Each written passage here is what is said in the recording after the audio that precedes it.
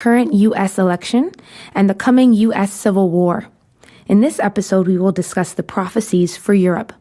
My name is Joelle Brown, and I'm here with Dr. Johann Melchizedek Peter and Pastor Errol Crow from Cathedral of Glory Church. Welcome again, gentlemen. Thank you, Joe. So we're discussing prophecies for Europe this episode. I've heard you mention the prophecy of the two queens. Can you explain that? Well, this came about not just for one of us seeing, but both of us seeing it. We saw a vision of the Archangel Uriel, and his face was very serious, and he went to various nations striking things down. And in Europe, he was clearing out and striking things in various European nations, United Kingdom, Germany, France, Netherlands, Italy, Athens, Spain. He said that there are many leaders in Europe who are going to die. The Queen of England is going to die, and there will be a change in the monarchy in Europe. The Queen of England and the Queen of the Netherlands will pass away. And I believe the reference could be to the former queen at this point, and who has stepped down. So the prophecy of the two queens is the Queen of England and the Queen of Netherlands dying. Yes. Yeah, that's correct. And this is a vision you saw Archangel Uriel actually doing this. Yes, many other European monarchs will go home, some to destruction, some to heaven. The leadership in politics all over Europe will also change, and many will be removed. But the two queens will be passed away this year in 2016. Yeah, that is correct. And what other shifts in leadership will take place in Europe? Yeah, the German Chancellor Merkel is to be removed and a man will step up. This man is the key to building the European power structure that has not been able to rise until this time. The change in the monarchy of Europe will be the opening to the change in the political leadership of Europe, enabling the merging together of the European nations to work as one. During this time, the military of Europe will begin to come together. There will be a shift from the individual nationality to a father state. It will be led by the new leader who will rise up in Germany. This man will have a charismatic clout that will surpass any leader before him. He will be able to move people not just from Germany, but from the nation states of Europe and rally them to unification. So this new leader of Germany will unite all of Europe to become a father state? Yes, that's correct. That's correct. And this change will happen in this year, 2016. Well, the changes will begin to take place in Europe and especially Russia in 2016. In Germany, we see most of the changes in 2017. And can you tell us the name of this new German leader? At this moment, we're still praying for the specific young man. And of course, young in politics could be 40s, 50s. When the Lord allows, then we will reveal it. All right. Can you tell us a little bit more about the uniting of Europe? I'll let Pastor Era take this part about the uniting of Europe together. It's an interesting thing. Yes. At this time when the unification happened, this has not been allowed until this time. This man from Germany will be able to bring the main European superpowers together. Germany, France, United Kingdom, Netherlands, Spain, and Italy. And also Switzerland, which is the main banking power, will be brought in. Brussels also will be brought in, and all the rest of the nations of Europe will be drawn to this man who will rise up in Germany. Russia will be pushed back to wait to rise to the appointed time. The Americans in the West will continue to wage a financial economic war against Russia and will be allowed to prevail for a time. The ruble will continue to collapse and its value will crash. Right now, with the sanctions, the ruble will take a hit and it will make it harder for the average Russian to buy food. During the times to come before Putin steps down, the West will continue to wage economic war against Russia and it will crash the ruble to the point where the average Russian can't afford to buy food. Nothing Putin does will be able to prevent the crash.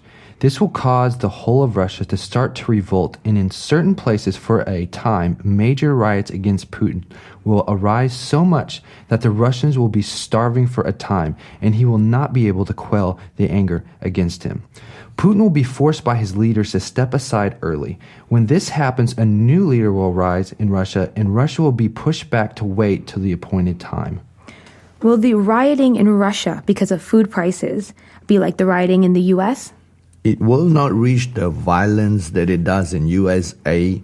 But there will be a lot of pressure upon Putin, and this would result in some major changes. Will this kind of rioting that's happening in Russia happen anywhere else in Europe? No, we have not seen this in Europe in the same measure as it will happen in USA, although there will be some unrest. And you said that Putin will step down and a new leader of Russia will emerge in 2016? That's correct. Yes, correct. Can you tell us who the new leader of Russia will be after Putin steps down? This is another area the Lord has not permitted us to reveal. Even in USA, after the USA prophecy was released in the contents, the Lord did not actually say which person. He left it to us to discern. Then as we discern, then the Lord confirmed. And so that will be the same manner in which the Lord will reveal the leaders that are coming up in Russia, Germany, UK, and France. And all this will happen this year. So far, the indication points to this year as the transition year. And will the new German leader rise first or the new Russian leader? In visions, it looks more like the changes take place in Russia first and then in Germany. Okay, I've also heard you mention the 10 tigers in Europe from the book of Daniel, I believe, and the 10 tigers growing big. Can you expand on what this is? The 10 tigers are similar to the 10 toes and the 10 horns. All these 10s are interesting. And we saw these tigers eating, getting very big. And I think obesity is quite common, right? As America grows stronger to combat Russia, the Europeans will grow just as strong. The 10 tigers refer to the European nation. As the unity happens and treaties and deals in Europe take place, they grow to be a power center to be reckoned with. It was then shown that Europe will create a specialized military equipment, airplanes, missiles, battlefield tech that will result in another military build-out, as we have seen before World War I and before World War II. The only advantage America will have over Europe is the secret weapons. Europe will grow to match and even in some cases surpass America in economics, military, entertainment, learning, science, and other areas. You will actually see two power centers rise in the West. USA under the new president and Europe under the leadership of Germany. And then when the years of war happen and the tsunami takes place, they will suffer loss and destruction and be subdued. The West will never rise to be the world power again after that. The German Chancellor Merkel is to be removed and a man will step up. This man is the key to building the European power structure. This has not been able to happen until this time. The key change is the monarchy of Europe will be the opening to the change of the political leadership in Europe, enabling the merging together of European nations to work as one. The new leader who rises up in Germany will have a charismatic cloud that will surpass any leader before him. He will be able to move people, not just from Germany, but all the nation states around, rally them to the unification of Europe. These, according to the angels, have not been allowed to happen until now. So the prophecy of the 10 tigers in Europe is the European countries unifying and rising up together in power. Yes, that's correct. Germany will be the leader, and the UK leader will also be pals with the German leader. Later on, the leader in France will also join in this triad of leadership over all of Europe. And what year will we see the peak of Europe's rise in power? This will actually occur concurrently with the first term of the new USA president from 2017 to 2021, right to the end of the years of prosperity and the beginning of the years of the famine. Okay, and you've been mentioning angels in Europe, good and bad. Who are these angels? What are they doing? There are angels over each of the European nations, but the main archangel over Europe is based in Berlin. He is bringing energizing to the rise of Germany and to its leadership role in Europe. Fallen angels were seen to be moving to the eastern countries of Europe near Russia, and they built some sort of a throne near to Russia. And all these angels, each one of them in different ways, are energizing various things in the minds, the affairs, the thoughts of all these people who live in that area, as they did in the times of the Bible in the book of Daniel. And you've seen these archangels and these fallen angels. How many are there? They are archangels of the individual European countries with millions of generals and angels under each one of them. Over them is the main one, which is the archangel over all of Europe, based in Berlin. Okay, and I understand in your visions of Europe, you've seen animals, dogs, wolves, snakes. What do these animals represent for the future of Europe? Dogs in the Bible have always symbolized religious people. Wolves, false prophets. Snakes, demons, or fallen angels. All these were being held back by the angels of God to allow the work of the kingdom of God to go forth.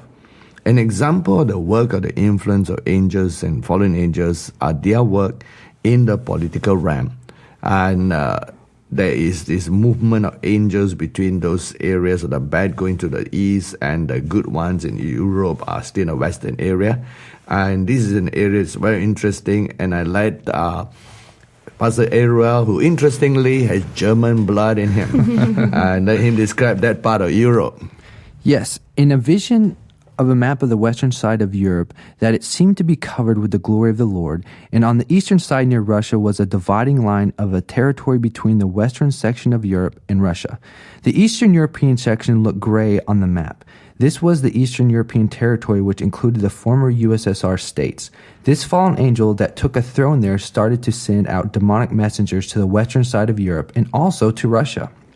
These demonic messengers go to the political leaders and speak things in their ears, both in the Western Europe and in Russia. The political leaders pushed to include the Eastern Bloc into their side. Then the Russian leaders pushed to include the Eastern Europe section under their influence, and the territorial dispute caused great anger from those on both sides. In visions, God revealed the Russians planning various meetings and getting angry at the maneuvers of the western section of Europe. Then the same took place on the western side. In Germany, there was a great anger against the Russians over the eastern side. War and destruction against each side was in the air. It was like a rage from both sides was stirring up by this fallen angel. Then the Russians calm their political people and make a call to the Chinese. The Russians and the Chinese hash out a deal. The Russians decide to be covert. Then the Lord intervened through an angel with the Russians. It seems some sort of wisdom was given that gave them the upper hand in the long run. So let me see if I have this correctly. The dogs, wolves, and snakes that you saw in your vision of Europe are fallen angels and demons that are working right now negatively affecting the political leaders of Russia and Europe? Yes, the snakes represent fallen angels and rulers of the darkness of this age. The wolves and the dogs operate under them. So this territorial conflict is what will lead the new leader of Germany and the rise of Europe's influence? Correct. As in the book of Daniel, chapter 11, verse 1, Archangel Gabriel was the one who strengthened Darius the Mede. So likewise, in the nations of Europe, it is the archangels of God in charge of the various nations that permit leaders to rise or to be removed. That's in Daniel chapter 2, verse 21. However, after God has given permission for specific individuals to have authority, the fallen angels try to stir them towards the wrong direction and pervert the delegated powers allowed by God. In this manner, the influence of the angels on the affairs of men are directly felt in the political arena. Okay, and can you explain the seven thunders prophecy? What is that? All right. Seven thunders, well, yes, many people all in time have tried to explain it before in church history. The seven thunders actually was a message revealed to John the Apostle in Revelation chapter 10, verse 3 to 4. He was asked to seal it up after he heard it, and they were actually seven thunders. This message was revealed to us when we met up with this same archangel who stood over the sea and the land. His name was also revealed to us. We were also told of his origins, when he came to the earth and when he will leave the earth again. The message of the seven thunders spoke about the demise of the nation of US in 2027 when it entered into Spain under the auspices of the United Nations. But with a desire actually to establish a foothold in Europe, because remember, he had his own internal problems of civil war, famines, which he suffered from around 2021 to 2027 before he enters. And it predicts in the seven thunders the rise of the three horns against the little horn in Daniel chapter 7 verse 24 and 25, which we know now actually to occur between 2027 and 2029. So the seven thunders actually contain the message of the mystery of the three horns, which the little horn representing Antichrist came against and won. And that is why God sealed it up until the time when the Antichrist is just about to be born, which has happened already last year. And these three horns we know to be the three nations of Germany, UK, and France that attacked Russia after what we call the meteorite event, due to disputes, as was explained by area just now, over the control of former Soviet Union countries. At first, these three European countries will win. They will even reach all the way to Moscow, and this happened in 2 World Wars too. But exactly like history repeating itself, Russia will attack back on two fronts, from Moscow and St. Petersburg. And as Russia attacks and is winning and is about to give the last blow to the European nations and utterly conquer them, the tsunami hits. The message of the seven thunders also includes the prediction of the year of the birth of the Antichrist and the division of the earth into light and darkness, with the Antichrist unfortunately being the dark prince whom the world will love because he will act his role as a man of peace. So the Seven Thunders prophecy actually covers a wide range of events. The U.S. infiltrating Spain in 2027, a meteorite hitting Russia, and Germany and UK and France attacking Russia afterwards.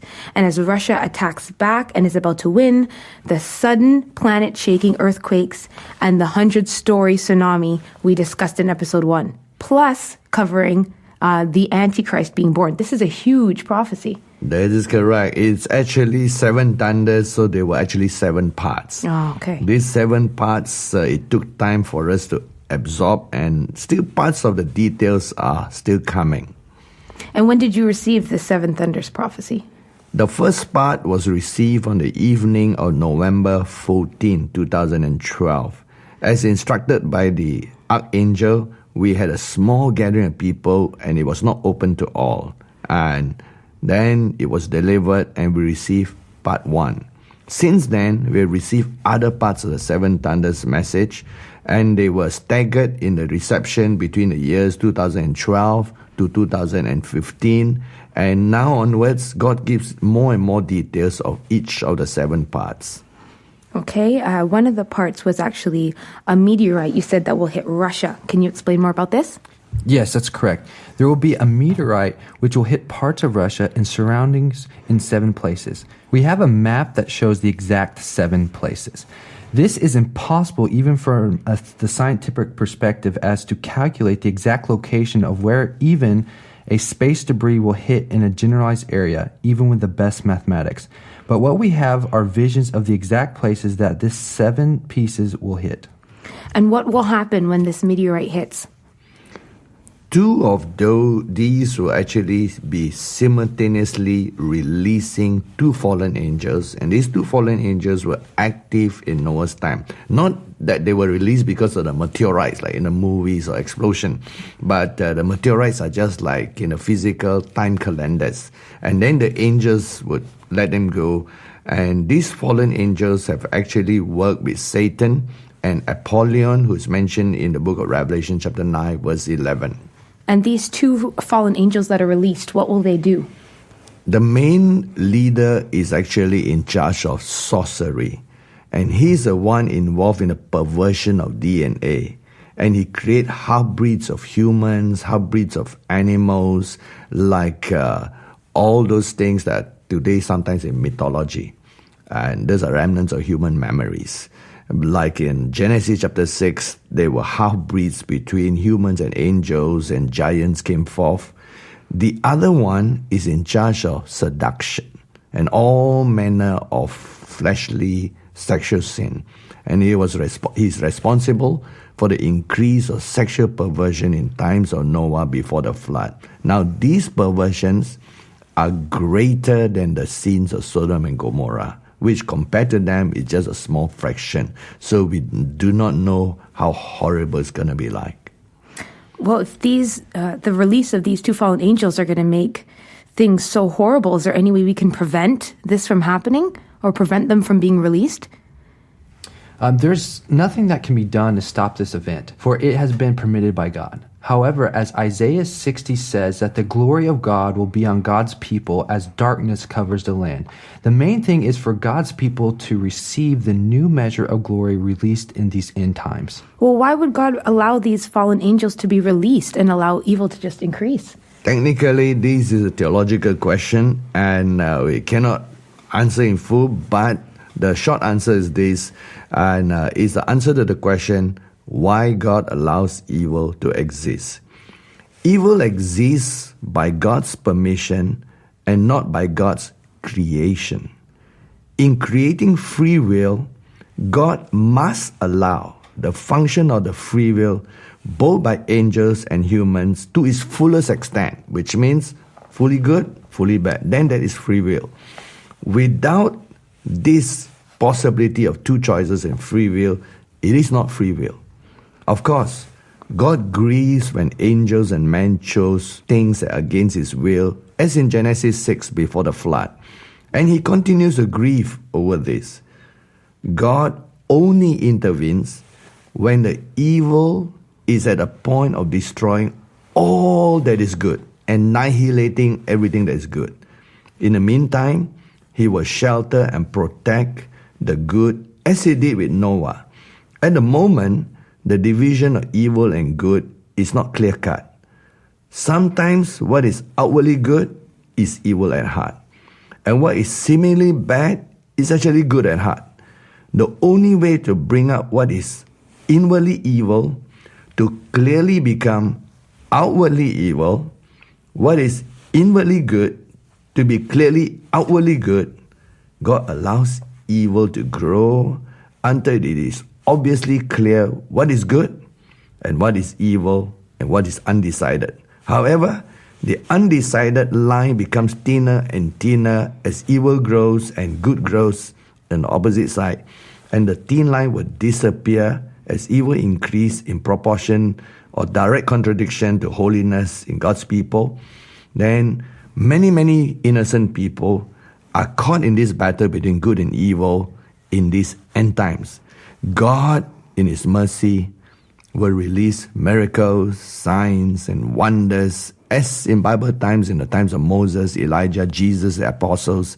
And all this will happen again, the mercy of God, so that people will know, okay, this is God, and that's the enemy. So in the name of free will, God allows even angels to choose good or evil. That's correct.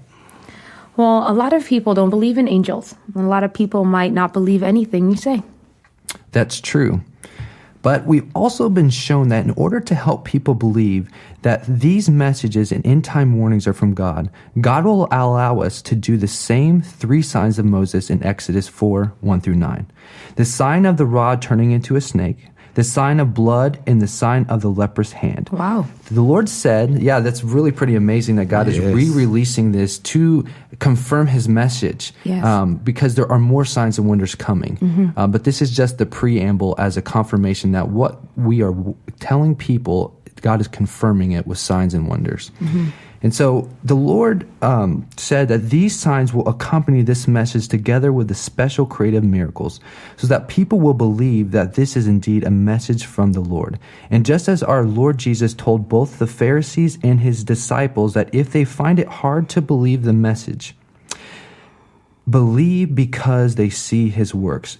And that is located in John chapter 10, 37 and 38 and chapter 14, 11. The good news is that we will indeed do the works of Jesus and greater works as he's predicted in John 14, 12. So you're basically challenging anyone who does not believe this message, look out for the repetition of the signs of Moses and even greater miracles. That's correct. This is God's plan. Just as the angel of God revealed himself to Moses to lead God's people out of Egypt, God is revealing all these things to lead his people out of the bondage of evil and out of all those areas that have been binding their lives. Well, we'll be going into the prophecies of miracles in the next episode. But Pastor Johann, since you touched on the fulfillment of John chapter 14, verse 12, I think is what you said, are there any other biblical prophecies that will be fulfilled? Another interesting prophecy is in the book of Revelation chapter 18. And this speaks about the fall of Babylon the Great. This prophecy is fulfilled in the Bible. It says, when the 10 horns rise together with the Antichrist. As mentioned in Revelation chapter 17, verse 7, and verse 12, and verse 16. The fall of Babylon the Great can also be interpreted, if you study it carefully, based on the timing that the 10 horns must exist with the fall of USA. Of course, that's not the only interpretation possible, but it is a very, very good interpretation when you apply it to the time of the 10 horns. Also note that the 10 horns, which is in our seven thunders vision, we saw the 10 horns in Revelations and attacking USA. Now, in Revelations 18, the 10 horns, 10 tigers, you want to call them, hate the harlot. And they make her desolate. They make her naked. They eat her flesh. They burn her with fire. There's no such fulfillment in the history of mankind. So the possible fulfillment, as we're saying, is here in this time. We saw in the seven thunders prophecy the eating of the head of USA by the 10 tigers. And in visions of Europe and USA, we saw the plotting of Europe with Russia and with China against USA. I want to note that USA has been a wonderful Christian country like England, and it brought Christianity throughout the world. I myself am a beneficiary of that, being brought up at Southern Baptist Seminary. And they've done good. Sadly, like both the Holy Roman Empire and the papacy, at its peak, it became the horn of demons, and evil is tragically happening in USA. In the seven thunders prophecy, we saw China also having a part in the destruction of USA, and also the Civil War, which we will cover perhaps at another time in this broadcast. And in what year will Revelation 18, which is the fall of the U.S., take place?